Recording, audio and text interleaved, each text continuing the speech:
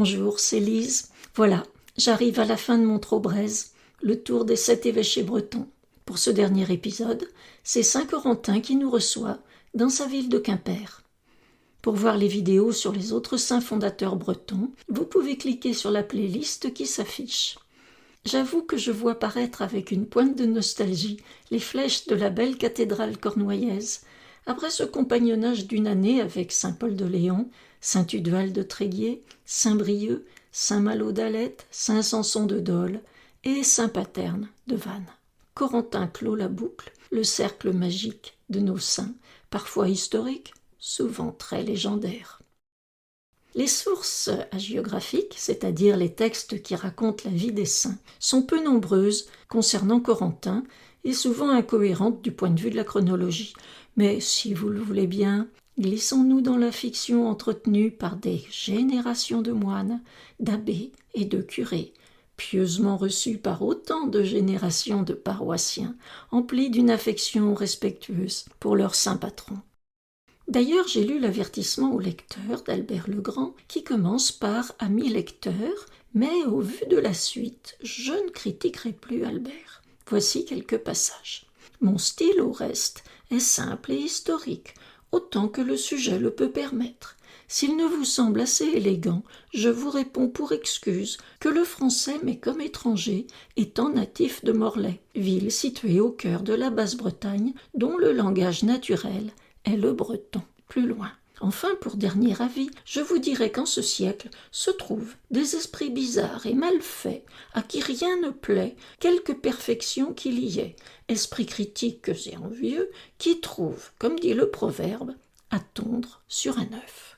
Et il poursuit. J'interdis absolument la lecture de ce livre aux athées, aux libertins, aux indifférents, aux hérétiques et à ces suffisants qui, mesurant la puissance de Dieu au pied de leur cerveau mal timbré, se moquent des merveilles qu'il a opérées par ses serviteurs et ne croient rien de ce qui passe la cime de leurs faibles entendements, voulant captiver la foi sous les lois de la raison. Waouh, quelqu'un avait dû le fâcher. Je vous l'avais signalé dans d'autres vidéos, les Bretons, faut pas les embêter. Laissons-nous plutôt porter par le flot de la légende, celui de la mer, lorsqu'elle remonte et redescend dans la rivière de l'Odet, la Ria ou Aber de l'Odet. Pour cette vidéo, je m'appuie essentiellement sur les vies des saints de Bretagne d'Albert Legrand et sur la vie inédite de saint Corentin, un texte ancien retrouvé et publié par don François Plaine. Vous voyez sur la carte que Quimper est situé à la pointe de la péninsule armoricaine. En aval se trouve le port de Locmaria, aujourd'hui un quartier de Quimper. Les fouilles archéologiques attestent l'existence de Locmaria dès l'époque gallo-romaine. C'est là qu'est né Corentin, selon Albert Legrand, vers 375 de notre ère, ou vers 460, selon Dom Plaine. Ses parents étaient chrétiens, ils l'ont éduqué dans la foi chrétienne. Nous n'avons pas d'autres informations sur son enfance. Très jeune, Corentin décide de se consacrer à Dieu. Il devient ermite dans la forêt de Plomodierne, près du Ménez-Haume. Pause, miracle. Épisode du poisson. Vous avez peut-être remarqué qu'on représente souvent saint Corentin avec un poisson à ses pieds ou dans les bras. Cela provient d'un prodige qui lui est attribué. Alors qu'il était ermite dans la forêt et vivait dans la plus grande austérité, Corentin se nourrissait de peu. Un bout de pain parfois mendié et quelques herbes et racines sauvages lui convenaient très bien. Or, dans une fontaine magique, près de sa hutte, se trouvait un poisson. Ok, le générateur d'images IA est parti en délire. Faites mine de rien, ne lui accordez pas d'attention, il va se lasser. En attendant, je continue l'histoire. Voici ce qui est écrit dans la vie de saint Corentin du IXe siècle. Or, il remarqua bientôt dans la fontaine, où il allait puiser journellement l'eau dont il avait besoin, un poisson qui semblait venir à sa rencontre, comme si Dieu le lui avait ordonné, un poisson qui paraissait rechercher ses caresses et se mettre à son service. C'est pourquoi le saint homme prit l'habitude, en venant puiser de l'eau à l'heure de son repas, de couper une tranche dans le poisson qui s'offrait au couteau avec tant de générosité. Il faisait ensuite cuire cette tranche et la mangeait en bénissant Dieu. C'est à moitié gore, cette histoire, non ? Le petit poisson qui s'approche tout gentiment, en demandant des caresses, et l'autre sort son grand couteau et s'en coupe une tranche. Voilà une bonne histoire pour dissuader les petits enfants de s'approcher des gens qu'ils ne connaissent pas. Mais quand ils revenaient le lendemain, ils trouvaient le poisson aussi frais et aussi entier que si rien ne lui était arrivé. C'est assez dire que par une faveur spéciale de Dieu, saint Corentin avait à ses ordres un poisson qui lui fournissait sa nourriture de chaque jour et n'en demeurait pas moins toujours entier et exempt de lésions. Ça me rappelle la multiplication des pains et des poissons dans les évangiles. Et la suite avec le roi Gradelon est plus proche encore du miracle de la multiplication des pains.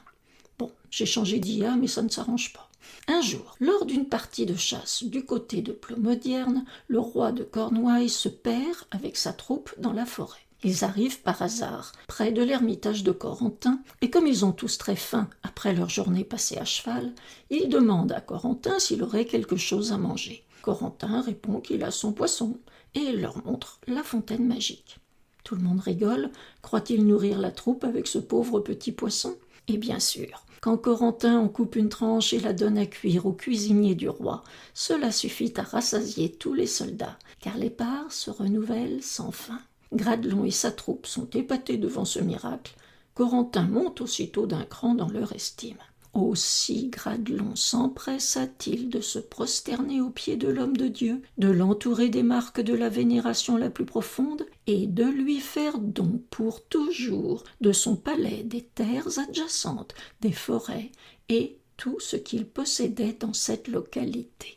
Je les adore, ces moines du IXe siècle. Ils croient qu'on ne les repère pas avec leurs gros sabots. Lui faire don pour toujours. Ah, ils ne veulent pas qu'on vienne chicaner leurs terres et leurs richesses. On met la petite phrase discrètement dans la légende, et voilà, c'est écrit, donc c'est vrai. Et le premier qui conteste ira en enfer, où Dieu lui enverra un ange tape dur. Ça a marché jusqu'en 1789, la combine. Après, moins. Mais un des soldats veut vérifier si le poisson est vraiment magique. Il s'en coupe lui aussi une tranche. Certains ont dit que ce personnage indélicat était originaire du pays du Léon. Mais bon, Cornoiller et Léonard ne rataient pas une occasion de s'accuser mutuellement de tous les crimes. On ne va pas s'en mêler, ils s'uniraient pour nous tomber sur le poil. En tout cas, le miracle ne se produit pas, le poisson est mutilé, il va mourir. Corentin demande l'aide de Dieu et guérit le poisson. Puis il lui ordonne de quitter les lieux pour ne plus craindre la curiosité des gens. Voilà pourquoi le poisson magique n'est plus visible dans la fontaine Saint-Corentin à Plomodierne. Cette fois, nous sommes carrément dans l'imitation de l'épisode du Nouveau Testament, ou plutôt des épisodes, car en préparant cette vidéo, j'ai découvert quelque chose que j'ignorais. Par 2 fois, Jésus a multiplié les pains. Je croyais avoir reçu une éducation catholique assez complète. Eh bien, pas du tout. Pour ceux qui ne sont pas allés au catéchisme, je vous raconte brièvement la story. Petit à petit, une foule s'était amassée pour suivre Jésus partout et le voir guérir les malades. Mais au bout d'un moment, ils se retrouvent tous dans un lieu désertique, sans rien à manger. Impossible de les renvoyer chez eux, ils n'auraient pas la force de parcourir la distance.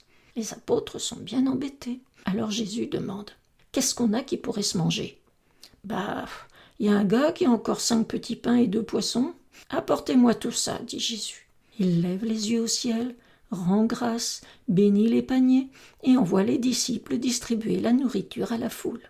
Et ils ont beau donner, donner, donner encore, les paniers ne sont jamais vides. À la fin, quand tout le monde est repu, Jésus dit « Rapportez les morceaux qui restent, on ne gaspille pas la nourriture. » Ah madame, c'est sûr, faut pas gâcher.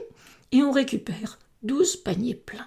Pourtant, dit saint Matthieu, chapitre 14, versets 14 à 21, ceux qui avaient mangé étaient environ 5000 hommes, sans les femmes et les enfants. Pourquoi les femmes ne comptent pas ? Je croyais que c'était toute l'histoire. Pas du tout. Chapitre 15, versets 32 à 38, ça recommence. Cette fois avec 7 pains et quelques poissons, et à la fin on récupère 7 paniers pleins. Or, récidive Matthieu, ceux qui avaient mangé étaient 4000 hommes, outre les femmes et les enfants.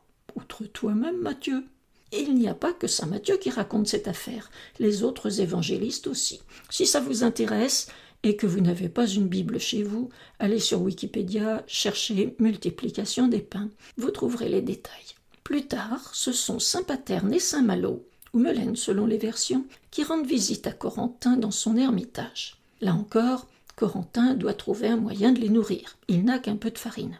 Il peut leur faire des crêpes. Certains affirment qu'il a procédé à la multiplication des crêpes. Non, faut pas abuser les Quimpérois là quand même. La multiplication des crêpes. Enfin, je vous laisse admirer le travail de ChatGPT et d'Ali, décidément très en forme en ce moment. Mais revenons à la visite de Paterne et Malo. La vérité, fact-checkée celle-là, c'est que Corentin va puiser de l'eau à la fontaine et qu'à son retour, il découvre dans le seau des anguilles et que l'eau est changée en vin. Avec cela, il peut cuisiner un bon plat pour ses invités et leur servir un excellent vin. Tout le monde a été content, sauf les anguilles, mais elles étaient tellement bourrées depuis leur séjour dans le seau qu'elles ne se sont rendues compte de rien. Et de nouveau, admirez les œuvres de ChatGPT en verve.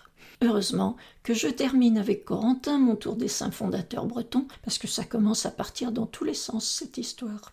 Si la technique de transformation de l'eau en vin vous intéresse, reportez-vous aux noces de Cana dans l'Évangile selon saint Jean, chapitre 2, versets 1 à 11.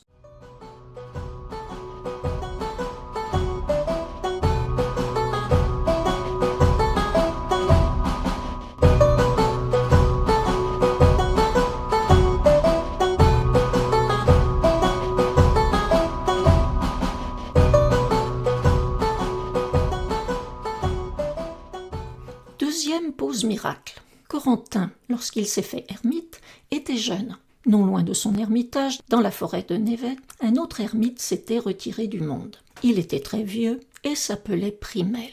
Corentin passait le voir de temps en temps. Ils étaient devenus copains, ils aimaient discuter de théologie pendant des nuits entières. Un matin, à l'aube, Primel veut préparer une boisson chaude pour son ami, mais il n'avait plus d'eau dans sa cabane. Il prend un seau et se rend vers la source. Le temps passe. En fin de matinée, alors que le soleil était haut dans le ciel, voilà Primel qui revient, grimpant la colline, essoufflé, boitant, en sueur. Corentin a un peu honte de l'avoir laissé faire le trajet à son âge au lieu de lui donner un coup de main. Alors pour se faire pardonner, il prend son bâton, le plante non loin de la hutte de Primel et, vous avez deviné, oui, une source jaillit à cet endroit. Wow. Il y a un peu forcé sur la quantité d'eau, mais ça semble bien réjouir Primel. Voilà pour les miracles. Pas de dragon, pas de sorcière pour Corentin. Vous noterez que ni Paterne ni Corentin n'ont fait disparaître de dragons dans les flots, contrairement aux saints de la côte nord. J'en conclus que les dragons préfèrent l'eau plus fraîche de la Manche. Ils ne se plaisent pas sur la côte sud. Vous savez qu'en Bretagne, quand on dit la côte sud, il ne faut pas imaginer la Méditerranée et ses calanques, mais le sud de l'Armorique, l'océan Atlantique et ses rochers. En tout cas, les dragons n'aiment pas y traîner. Avaient-ils peur d'être embarqués par le Gulf Stream ? Ou alors, laissons filer notre folle imagination.